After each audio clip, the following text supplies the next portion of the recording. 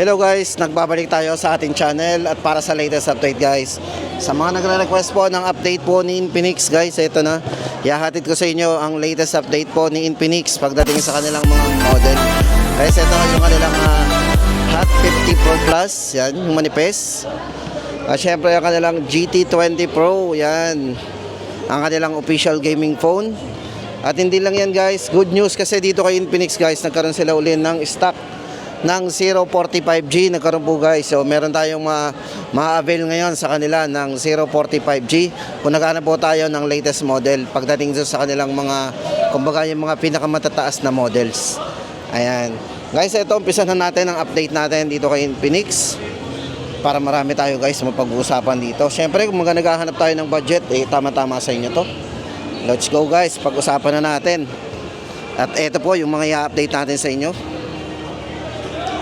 Ayan, andito po yung kanilang GT20 Pro, Hot 50 Pro Plus, yan, Note 40 Pro Plus guys, to Note 40 Pro Plus 5G, at ang kanilang Note 40 5G na naka-discounted na. Syempre Note 40S kung naghahanap din po tayo ng naka-edge, at syempre hindi pa uhuli po yung kanilang mga entry level. So ito na nga guys, umpisahan na natin yan, isa-isahin na po natin. Eto guys, unahin ko nang ipakita sa inyo ang kanilang 045G.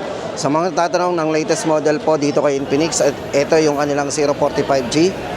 Ayan, bali ang sinundan po nitong model guys, ang kanilang 035G. So ayan, pag-usapan natin guys ng mabilis kung ano yung difference ng dalawa. Ayan. Guys, sa ngayon, ito, ang kanilang 045G ay, ito, bali may dalawang variants po itong lumabas. Ang isa pong variant ito yung naka 24GB RAM 256GB. At ang isa po nitong variant ay yung 512GB. Guys, ano ba yung maganda sa dalawa? Bali ito, meron siyang ito, naka NFC na rin yan. Meron siyang JBL sound. At syempre, pagdating sa camera, front and rear camera po nito is naka 4K vlogging camera. At syempre, ito ay naka Pro Stable Video capabilities. Ayan, syempre, same po yan ng parang mga GoPro ang datingan. O yan, syempre sa mga mahilig sa mga video na smooth, tama-tama sa inyo ang 045G. Eto guys, pagdating sa kanyang chipset, eto, ang ginamit po dito guys is naka Dimensity A200 Ultimate 5G processor.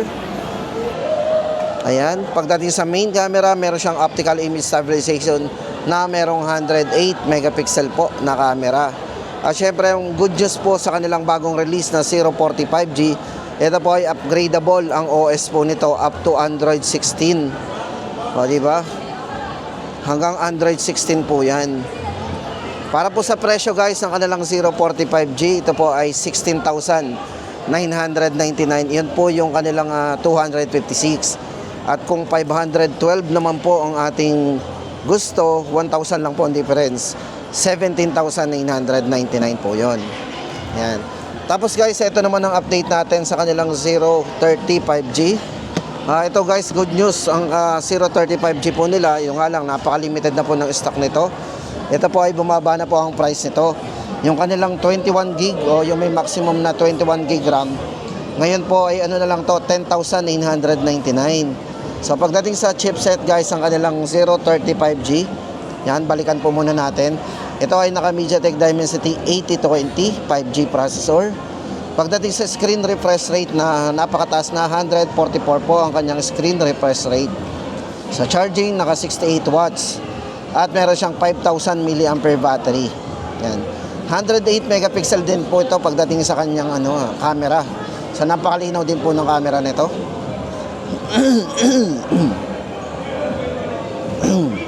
At syempre guys, hindi lang yan. Pagdating po sa main camera po nito guys, napakalinaw. So ito yung kanyang 108 megapixel na camera. At meron na ring ultra wide angle. Naka 112 degree po yan. At pagdating sa kanyang front camera, ito ay merong 50 megapixel. Napakalinaw po guys. Then pagdating sa video, yan, check po natin yung camera nito. Yan. Pati yung video guys, yan. So meron po siyang 50 megapixel. Pagdating sa video, naka 4K resolution po yan. Check po natin, meron siyang 4K resolution. naka 60 frame. So, yan. Ganun-ganun din po doon sa bagong release nila. Hindi po nawala yung kanyang front vlogging camera. So, dito guys, kay 035G, yan, para po sa presyo nito guys, 10,999. O, yun. Sana makaabot pa po tayo sa mga ibang store na available po ang 030. Dahil bumaba na rin. Then guys, ito naman ang kanilang Note 40 Pro. Dito naman tayo guys sa kanilang Note 40 Pro 5G. Yan, kung naghahanap po tayo ng naka-edge pero ang presyo guys is napakababa lang guys. Pagdating sa mga curve dito kay Infinix, ito po yung kanilang Note 40 Pro 5G, Pro Plus 5G. Yan. Guys, ang unang-una sa highlights po ng kanilang Note 40 Pro Plus 5G, syempre bukod sa 5G, ito po guys, merong 100 watts na fast charging. Syempre guys, gumagana ito sa wireless charging na merong 20 watts na wireless charging. Pagdating sa processor, ito ay ginamitan ng Dimensity 5G 7020 processor. At syempre guys, naka-Corning Gorilla Glass na rin po yan. Matibay po ang glass nito. Yan. Pagdating sa kanyang main camera, yan, ito po ay merong 108 megapixel na camera. Yan. At 32 megapixel naman po pagdating sa kanyang front camera. So meron na rin po itong mga dual view video. No worry tayo kung gusto nating mag-video ng sabay. So maganda pag ginamit natin ng dual view video guys, yung pag mag-e-edit tayo, syempre mas madali nang mag-edit, di ba? Yung mga magba-vlog diyan, tama-tama sa inyo 'yan. Tapos guys, ito na para po sa presyo ng ating Note 40 Pro Plus 5G. Ngayon po ay 13,999 pa rin. Same price pa rin, di po talaga nagbabago talaga to, di ba? So abang-abangan natin, malay natin. Yan, yun po yung kanilang 24 GB RAM, 256 GB. Presyo po niya 13,999. Tapos guys, ito lipat tayo dito sa kanilang GT20 Pro. May nagbago ba ngayong especially ngayong March 13, 2025. Para po sa ating latest update guys dito kay GT20 Pro. Yan. Ito po yung kulay nila na orange. Yan, orange guys pero black yung body niya. Orange lang po yung guhit dito sa camera. So ayan po yung description ng mga colors niya. Then ang isang kulay po nito yung blue. So blue naman po ang guhit sa camera pero gray naman po yung body niya na vibrant color. Then ang isa po niyan yung kanyang silver. Yan. Silver din yung kanyang pinakakulay. Ito guys, pagdating sa kanyang mga specification, ito pag-usapan natin sa GT20 Pro. Ito ay naka MediaTek Dimensity 8200 5G chipset, naka 4 nanometer. At syempre guys, ito yung merong dual chipset. Ito ay merong dedicated gaming display chip para sa kanyang stable frame rate engine. At ito lang po yung phone na kaya nating mag-play ng MLBB na naka 120 FPS po, stable frame rate supported. Pagdating po sa camera guys, hindi na rin pauhuli ang kanilang GT20 Pro kasi ito po ay mayroong 108 megapixel po na camera, napakalinaw. At pagdating po sa kanyang front is meron 32 MP. Yan. At kung video naman at ang hanap natin is stable video guys, tama-tama sa inyo ang GT20 Pro din kasi ito ay merong stable video. Meron siyang 1080 60 frame kung saan ay smooth na smooth ang video natin. Hindi magba-blur, di ba? Then sa back po ganun din, meron siyang 4K resolution naman, dalawa yung smooth video nito.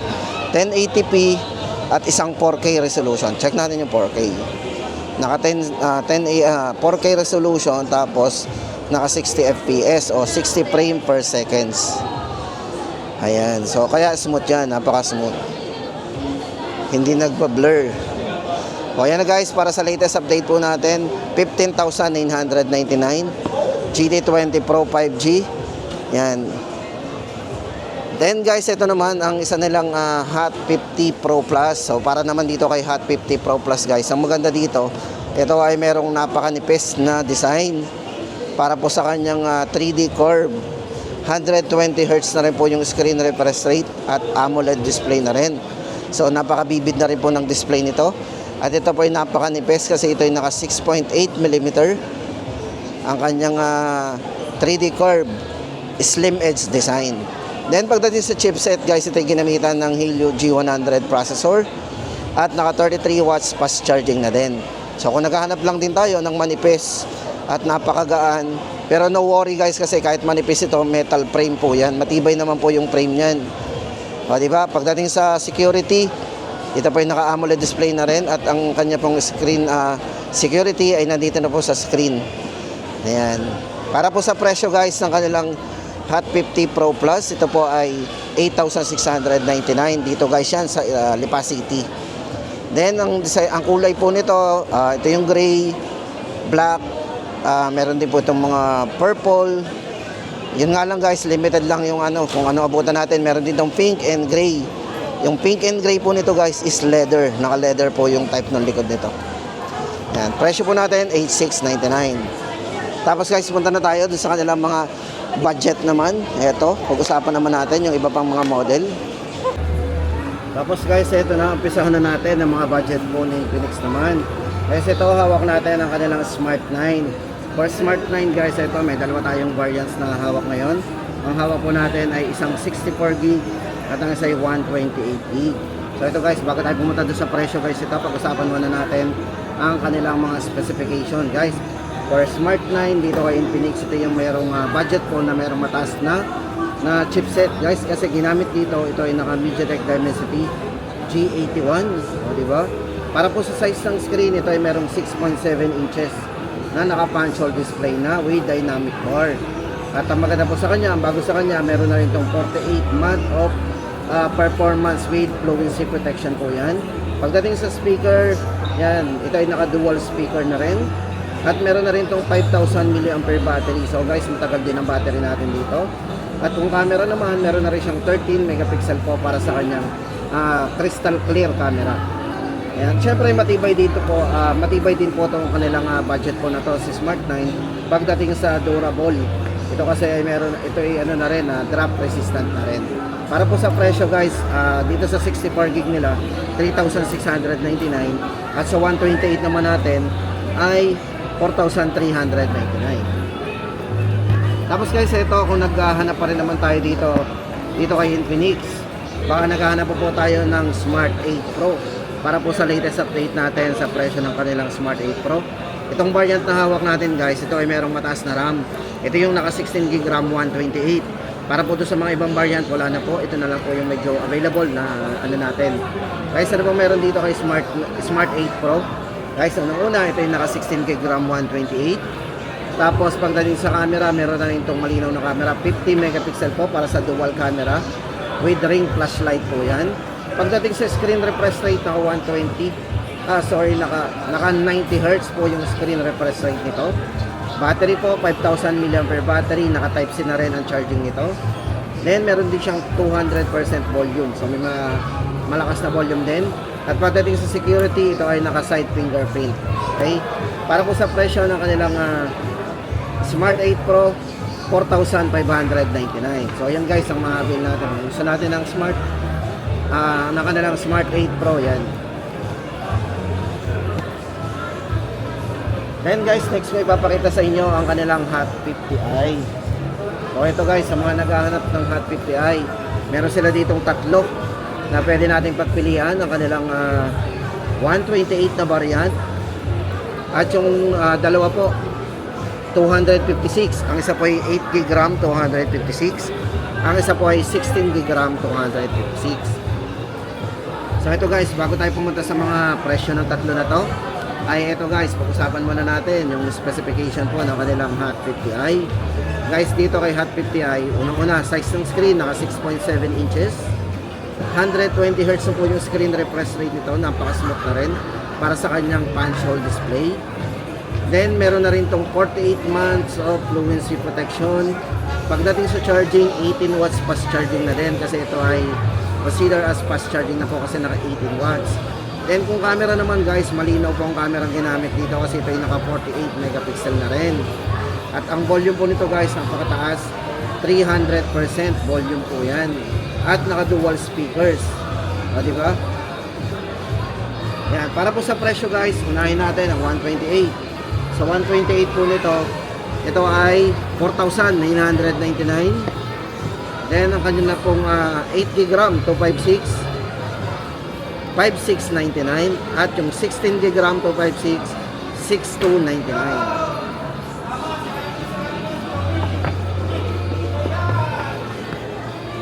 Tapos guys, ito naman, baka naghahanap po kayo ng Hot 40i para po dito kay Infinix ang kanilang Hot 40i. Ito ay naka 90Hz po para sa kanyang console screen, 50 megapixel po para sa kanyang dual camera, at syempre for security naka side mounted fingerprint na rin, 200% volume, at ito pong si Hot 40i guys ay naka 18 watts fast charging na din. At ang chipset po na ginamit, syempre ito ay naka Unisoc T606 ang ginamit. Ulitin po natin, Unisoc T606.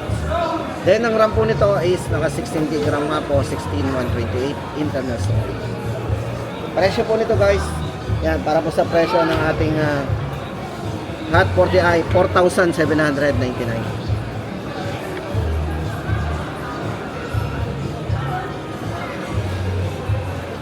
Then guys, ito naman ang kanilang Hot 50 and Hot 50 Pro. Magkaiba po ito guys ha. Yan, ano ba yung pagkakaiba ng dalawa? Ito guys, pag-usapan natin. Ang specs po ng kanilang Hot 50. Yan. Bali ito guys, naka 16GB RAM 256. Para po sa nipis ng screen ito guys, medyo manipis din. Naka 7.7mm slim para sa kanyang premium design. Pagdating sa chipset, ito po ay naka Helio G100 processor na rin. At naka 18 watts fast charging na din. Pagdating naman po sa kanyang screen refresh rate, naka 120Hz po yan. O, diba? Para po sa presyo guys, ang kanilang bago na to. Yan. Pagdating nga pa sa camera, ito merong 50 megapixel. At ang maganda po sa kanya, meron na ring stabilized video. Yan. Ito pong kanilang Hot 50. Ang presyo po guys nito, 7,199 o 7,199. And ito naman guys, ang kanilang Hot 50 Pro. Yan. So ito guys is flat din.